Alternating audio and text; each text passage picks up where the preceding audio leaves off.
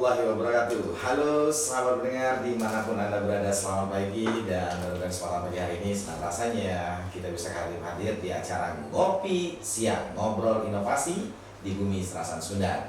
Dan untuk edisi hari ini tentunya hari Jumat tanggal 14 Juni 2024. Lagi-lagi kita akan coba untuk hari ini mengadakan kegiatan talk show spesial bersama teman-teman dari Balitbangda dan juga Dinas Kesehatan Kabupaten Muara Enim. Pak Zeno, ini mungkin untuk yang pertama kali Pak Kabid tentunya membuka acara talk show di Radio Suara Muara Enim.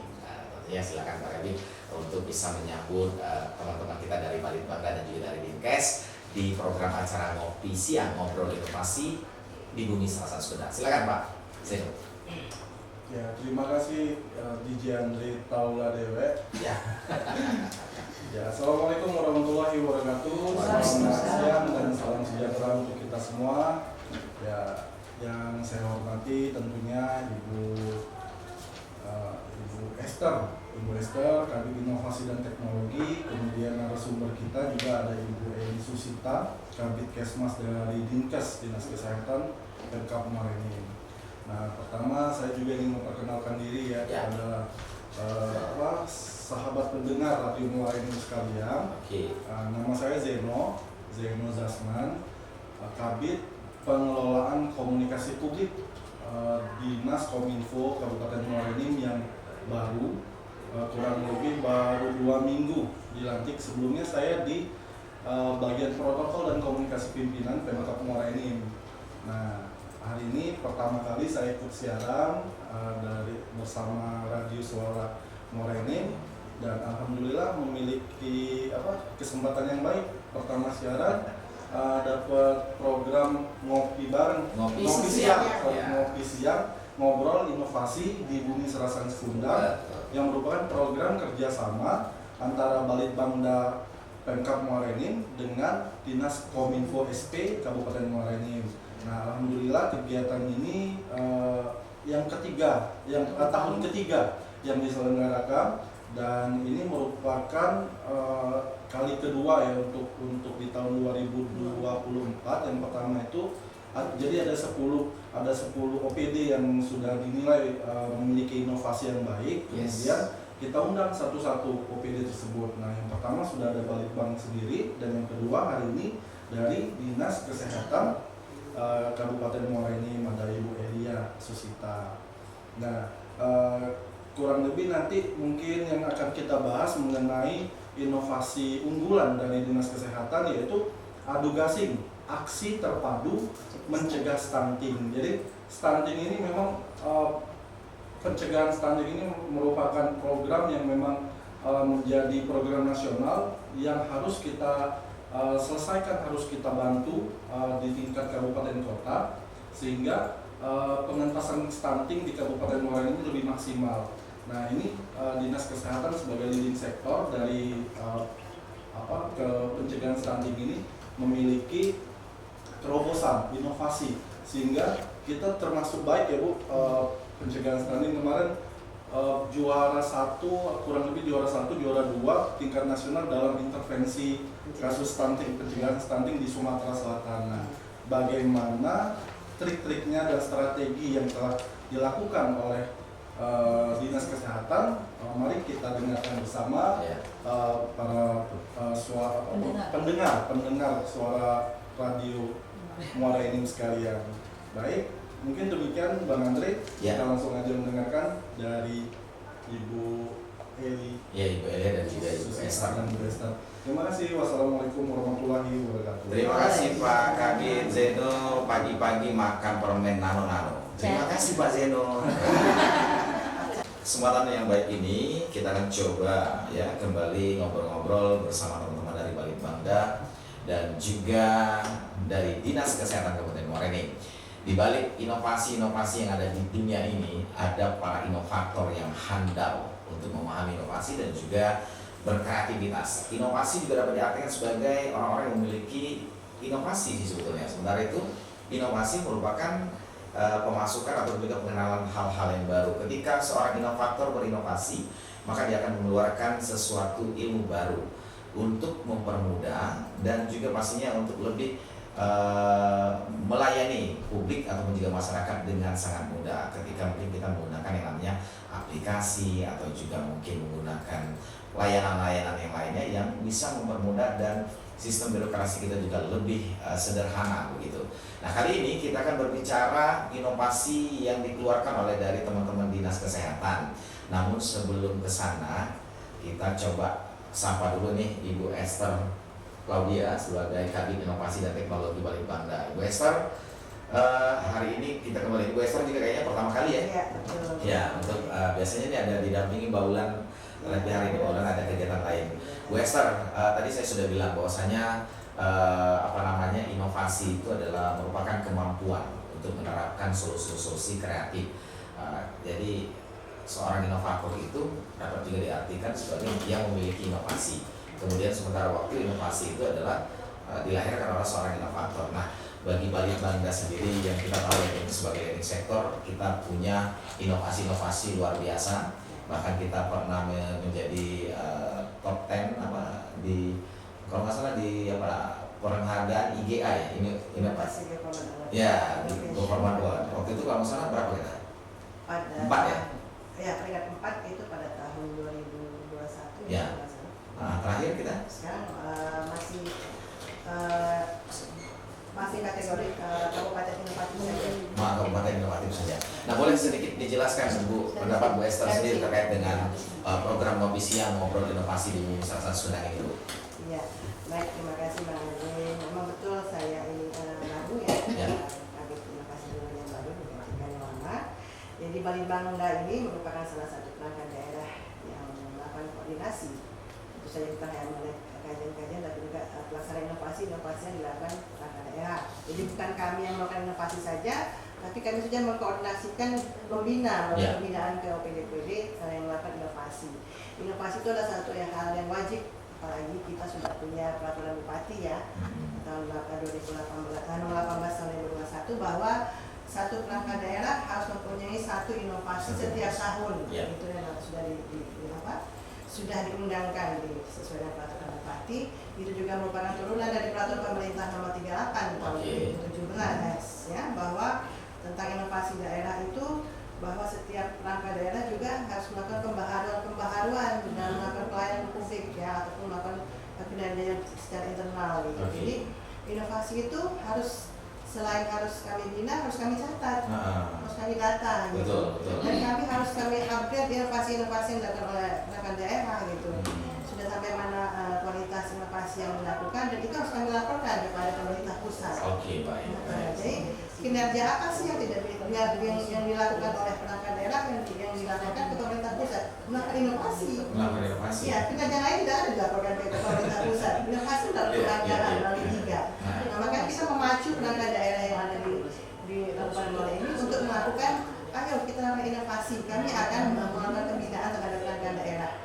Ya, jadi inovasi ini salah satunya Dinas Kesehatan ini sangat luar biasa sekali ya. Dan hari ini kita berbicara inovasi edukasi. Salah satunya merupakan inovasi terbaik. Pada tahun 2023 yang lalu kami melakukan pemilihan inovasi terbaik. Salah satu dari top 10 terbaik inovasi yang ada di Kabupaten Muara Enim yang inisiasinya dari Dinas Kesehatan berjudul Aksi Terpadu Cegah Stunting ya, bukan biaya. Ini merupakan salah satu jenis bentuk inovasinya adalah inovasi pelayanan publik. Ya, sebab dia melakukan inovasi pelayanan publik itu memberikan sesuatu kepada masyarakat, melakukan pelayanan kepada masyarakat. Berbeda dengan inovasi yang sifatnya tata kelola pemerintahan.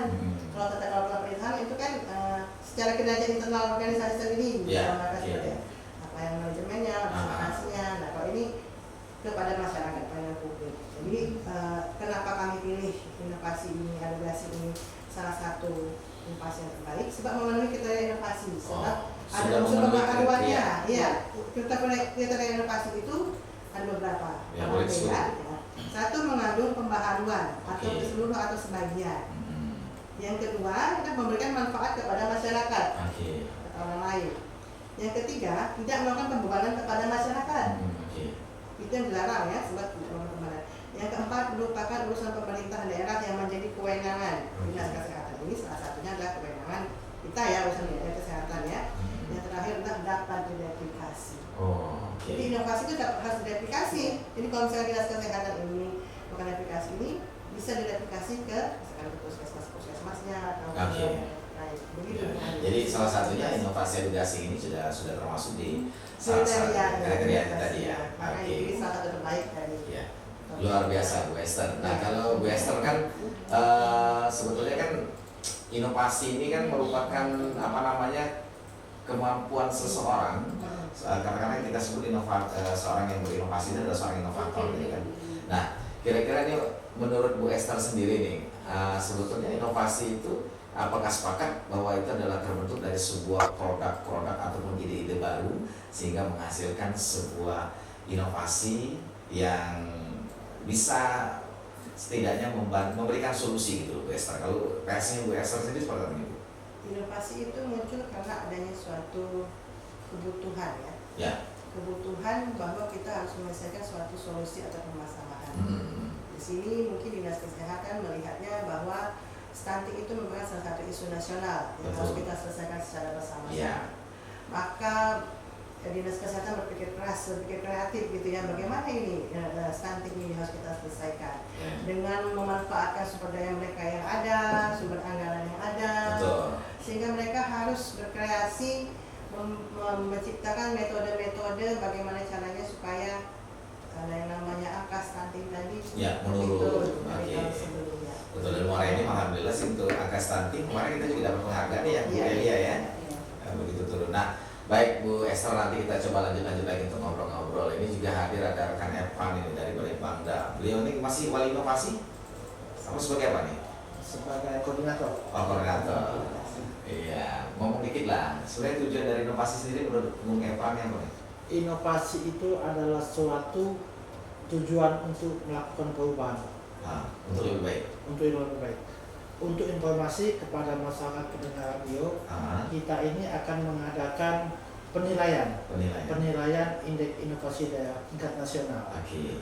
Sudah tuh kita akan mengadakan usulan inovasi melalui laboratorium inovasi. Oke. Untuk masyarakat, kalau ada ide-ide inovasinya bisa disampaikan ke Balitbangda. Oke. Melalui Balitbangda ya. Melalui tingkat kecamatan atau tingkat sekolah bisa diusulkan. Oke. Di situ kita akan mengadakan di asistensi sama narasumber Thailand. Oke. Dan untuk itu kelanjutannya itu akan diberikan reward. Oh iya. Baik. Terima kasih Pak Evan. Nah itu terkait dengan apa sih sebetulnya tujuan dari inovasi itu sendiri. Sahabat pendengar yang ada di rumah, kita akan coba langsung ngobrolin terkait inovasi adu gasing, aksi terpadu mencegah stunting. Ini merupakan inovasi replikasi dari Habibie Institute for Public Policy and Government ya, bersama aksi cegah stunting. Ya, ini inovasi gasing dikembangkan karena berdasarkan hasil pengukuran pemantauan pertumbuhan balita di Posyandu. Nah, sudah hadir ini ada Ibu Elia Susita SKM MM sebagai Kabid Kesehatan Masyarakat Dinas Kesehatan Kabupaten Muara ini. Bu Elia, terkait dengan inovasi adu gasing ini, wah ini Ibu Elia juga sebagai wali inovasi ya di Dinas Kesehatan. Wali dan langsung menjadi inovator. Nah, boleh dijelaskan Bu Elia sebenarnya apa sih yang melatar belakangi dari pembuatan inovasi ini adu gasing ini? Silakan Bu Elia. Itu landasan yang pertama. Mengapa saya berpikir mau mengambil inovasi tersebut dengan adu gasing, aksi terpadu pencegahan stunting ini dilandasi dari dasar itu terlebih dahulu Bang Andi. Yang kedua, kenapa?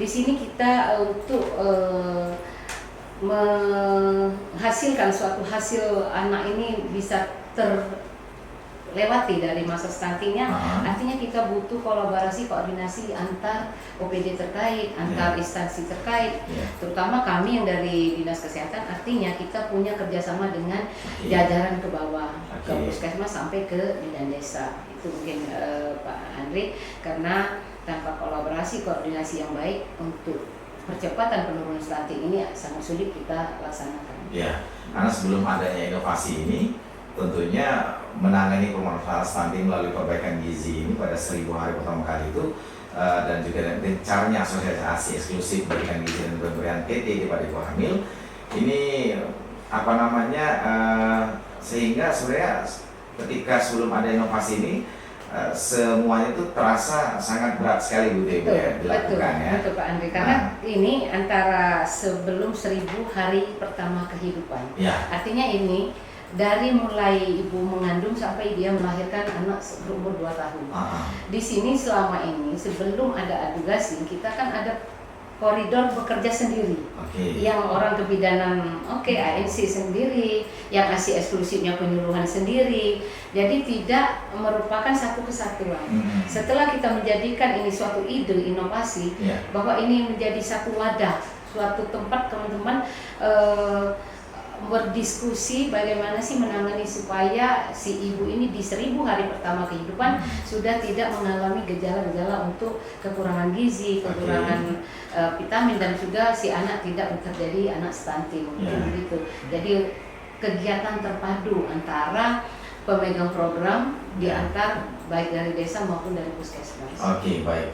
Nah ini kan dari proses nih ya, ada outcome-nya, ada output-nya, kemudian ini terkait dengan bagaimana nih prosesnya Bu Elia untuk memberikan arahan kepada puskesmas-puskesmas pembantu yang ada di beberapa kecamatan yang mungkin juga itu menjadi binaan dari Dinas Kesehatan itu sendiri terkait dengan inovasi edukasi ini sendiri ini. Boleh dijelaskan Bu Elia? Kalau kita melihatkan dari ini mungkin dari outcome-nya dulu ya Bang Andri. Boleh. Kita lihat dari outcome-nya dulu.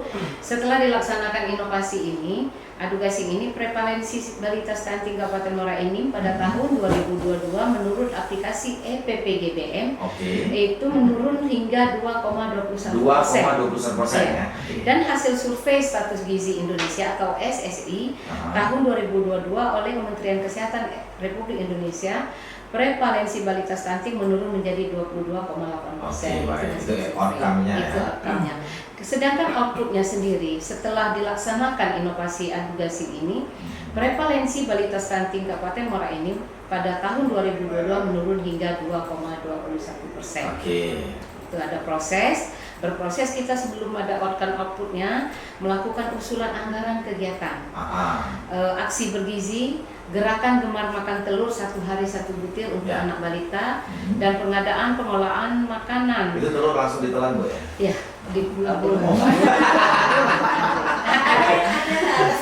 Ya, seleng ya. Oke, Pengadaan pangan olahan untuk keperluan medis khusus dan pangan olahan diet khusus. Ini ada di petugas gizi kita. Yang kedua, memberikan arahan kepada puskesmas agar melakukan deteksi dini balita white peltering dan validasi data. Nah, artinya kita mengevaluasi, selalu divalidasi dan diintervensi setiap balita-balita yang berkunjung ke posyandu. Dan yang ketiga, memberikan arahan kepada puskesmas agar balita stunting dirujuk ke polistunting. Nah, ini perlu kita perjelas Pak Andre untuk semua rekan-rekan pendengar bahwasanya polistunting ini untuk di Indonesia yang ada pertama sekali baru Kabupaten Muara Enim. Boleh apresiasi ya. Polistunting itu sendiri yang berdiri mulai dari ini idenya Dr. Henry Aziz selaku spesialis dokter. Jadi guna polistunting, kenapa kita punya polistunting? Ini khusus berarti perhatian kita untuk anak-anak stunting. Dari ditemukan dideteksi dini di posyandu bahwa anak ini sudah gejala arah ke stunting, si bidan merujuk ke puskesmas. Puskesmas kita sudah menyiapkan sendiri polistunting. Dari di puskesmas sendiri diperiksa, diintervensi oleh dokter, oleh petugas gizi dan juga pemegang program anak, dan dilanjut dikirim ke rumah sakit lain. Mungkin demikian untuk yang polistuntingnya. Polistuntingnya. Baik. Nah ini Bu, ini menggelitik juga sih sebetulnya Bu. Kalau yang kecil banget kayak saya ini termasuk stunting kan? Kalau dibilang kurang gizi kayak cukup gizi. Makanya ini perlu pertanyaan gini Bu, pertanyaan mungkin ciri-ciri gitu, ciri-ciri. Nah gitu. Ciri-ciri boleh dijelaskan itu kan kalau pencegahan, kemudian ciri-cirinya Bu. Misalkan ini pencegahannya tadi sudah dijelaskan belum sih Bu untuk pencegahan mungkin dari hamil? 1000 HPK tadi mulai pemeriksaan kehamilan, memberikan makanan yang bergizi, pemeriksaan teratur. Nah, sampai situ. Ya. Sehingga nanti melahirkan? Melahirkan anak yang tidak stunting, anak yang tidak kurang gizi, Nah, anak yang tidak prematur. ternyata sudah seperti itu, ternyata lahir tetap aja yang stunting gimana nih Bu? Nah, itu yang Nah, ciri-ciri. Ciri-ciri. Kalau untuk ciri-ciri itu sendiri Bang Andri, sebenarnya kalau berbicara ke stunting ini sangat menarik ya, tidak akan bakal selesai. Jadi menurut pakar dokter dari dokter spesialis anak itu sendiri, dan kita ngacunya juga ke peraturan Kemenkes bahwa stunting itu gagal tumbuh. Artinya gagal tumbuh anak di masa usia di bawah 2 tahun. Oh, di bawah 2 tahun. Di bawah 2 tahun. Di mana masa tumbuh ini ada beberapa faktor penyebab. Ada penyebab kongenital itu sendiri atau faktor kekurangan asupan gizi yang dari masa remaja sampai ke masa ibu melahirkan. Oke. Nah, boleh sedikit cerita apa nih untuk mendukung dari inovasi edukasi ini sendiri, apa peran Bu Sari dan teman-teman di lapangan? Jadi ketika kita ada aplikasi dari Kemenkes namanya aplikasi EPPGBM. Di situ adalah aplikasi pemantauan balita stunting. Nggak hanya balita stunting, tapi balita yang ditimbang ke posyandu. Jadi gini, misalnya nih anaknya Pak Andre misalnya kan, nah 2 tahun ditimbang ke posyandu, nanti datanya itu dikirim ke kami, ke puskesmas, itu datanya masuk ke aplikasi tersebut, kita input. Nah aplikasi itu nanti juga bisa dibaca oleh presiden. Jadi di situ ada status gizi si anak. Nah status gizi si anak termasuk si stunting tadi. Gitu. Nah kita di sini adalah tugasnya menganalisa dan memvalidasi 24 puskesmas tersebut. Lalu juga memberikan penyuluhan, memberikan motivasi kepada 24 puskesmas tersebut gitu. Terus juga memberikan kompetensi juga, mengingatkan kembali kepada petugas gizi, lalu turun kepada kader bagaimana sih cara pengukuran tinggi badan dan berat badan yang benar dan tepat. Itu Pak. Jadi kita di Dinas Kesehatan juga menganalisa tugasnya menganalisa dan melakukan validasi. Bu Sari, terima kasih banyak pemahamannya. Nah, Bu Elia, kita kembali ke inovasi adu gasing. Ini menarik nih, namanya adu gasing. Apa tadi kepanjangannya? Aksi terpadu mencegah stunting. Adu gasing. Ini kan pasti ada dari desain pada saat penyusunan aksi itu sendiri. Boleh Ibu dijelaskan mulai dari kegiatan jangka pendeknya, kemudian kegiatan jangka panjangnya seperti apa gitu, sampai ke tadi yang dijelaskan Mbak Sari di antaranya pengukuran tinggi badan dan sebagainya. Boleh terkait dengan kegiatan jangka pendek dan juga jangka panjangnya. Pendeknya jangan lihat saya Bu Evi. Untuk desain penyusunan rencana aksi itu sendiri, kenapa ya timbul ide-ide? Saya pengen gini sih, pengennya bagaimana biar stunting ini cepat tuntas, itu harapan yang pertama kan. Jadi ada beberapa kegiatan yang memang memicu kami membuat ada jangka panjang dan ada jangka pendek. Jangka pendek itu sendiri Bang Andri, itu inovator membuat usulan anggaran kegiatan pencegahan stunting antara lain rujukan balita stunting. Balita stunting ke poli yang pertama saya jelaskan tadi. Dan yang kedua, kegiatan kita ada aksi bergizi pada sekolah SMP dan SMA. Nah, kegiatan gerakan donor makan telur 1 hari 1 butir ini sudah kita laksanakan dari penganggaran awal tahun, dan juga ada pengelolaan untuk keperluan medis khusus, maksudnya pemberian pangan khusus. Nah, itu berdasarkan kriteria mungkin stunting, anak yang stunting diberikan makanan pangan khusus, artinya yang ada di wilayah tersebut, pangan lokal. Itu harapan kita di situ. Jadi juga itu untuk usulan di anggaran. Jadi anggaran untuk di jangka pendeknya kita mengarahnya seperti itu. Ada beberapa poin yang kita anggarkan untuk kita segera laksanakan.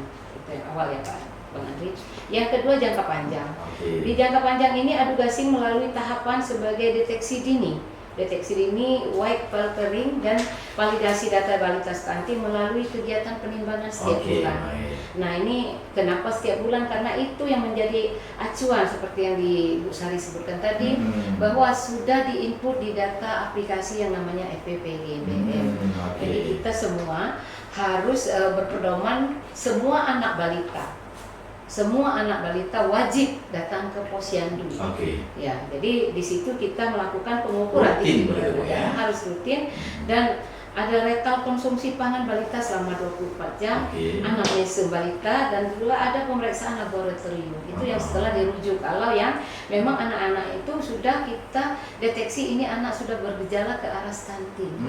Nah itu yang memang harus kita pikirkan ada kemana nih nanti arah inovasi kami ini. Apakah memang betul-betul yang tadinya mungkin dalam waktu setahun baru lepas stunting, dengan adanya Adugasin ini bisa memperpendek waktu kita pencegahan stuntingnya. Bisa jadi 3 bulan, 6 bulan anak itu sudah bisa kembali normal. Itu harapan. Oke. Dan bisa dirujuk juga ke RSUD Rapael gitu ya? Iya, makanya dari awal kita sudah menganggarkan untuk anggaran rujukan. Karena kita tahu kehidupan masyarakat dan juga keterbatasan dana di desa mungkin tidak bisa untuk mengcover seluruh anak.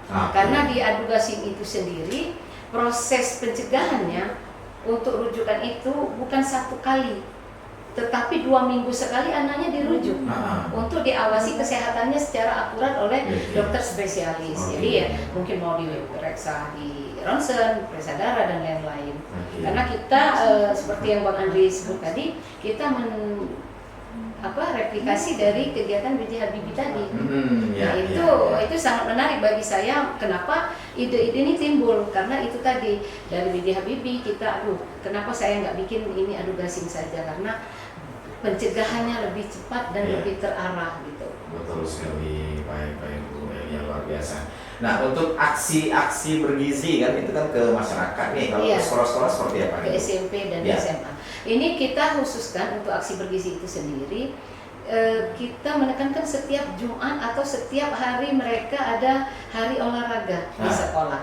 Jadi ditanamkan terutama khusus untuk remaja putri.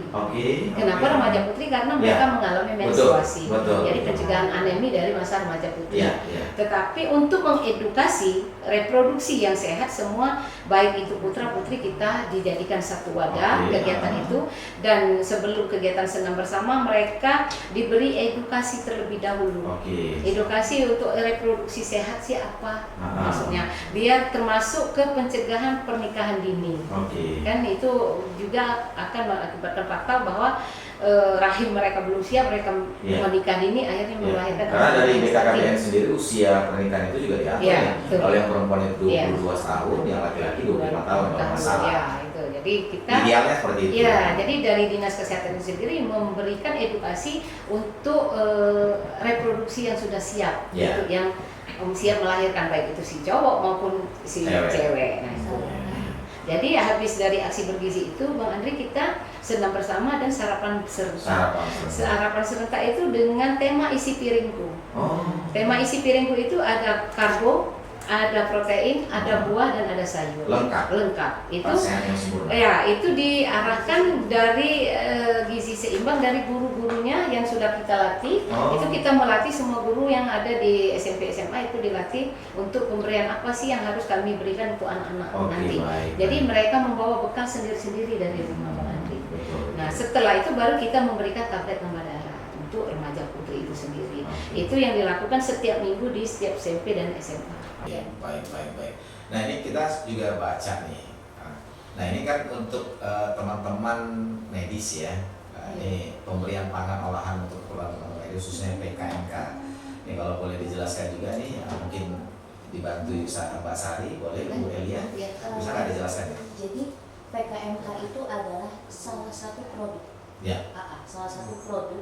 Untuk saat ini itu bentuknya adalah berupa susu tinggi protein. Dan itu pemberiannya itu dilakukan oleh Dinas Kesehatan dan diberikan kepada balita stunting sesuai dengan diagnosa dan dosis dari dokter spesialis anak. Jadi petugas puskesmas itu tidak serta-merta langsung ngasih 1 kotak gitu, enggak kayak gitu. Itu tuh ada perhitungannya. Jadi memang misalnya berat badan si anak 10 kilo, nah itu dia cuma bisa minum berapa gelas sehari gitu, dan itu memang susunya itu tidak dijual di pasaran bebas. Kita juga memang mesen karena itu tadi susu yang spesial karena untuk keperluan medis khusus. Itu juga berlaku pada PDK tadi, pangan olahan diet khusus gitu. Jadi untuk sahabat pendengar, untuk saat ini kan mereka pencegahan stunting melalui susu gitu kan. Ya.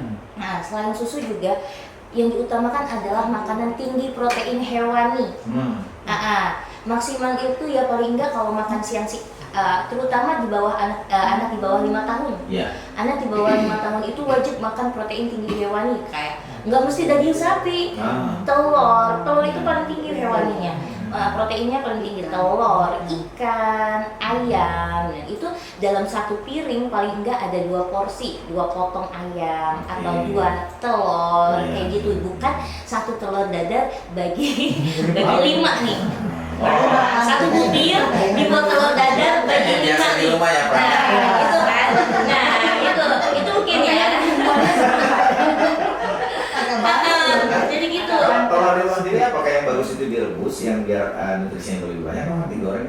Ya sebaiknya memang direbus. Direbus ya. Sebaiknya memang direbus memang.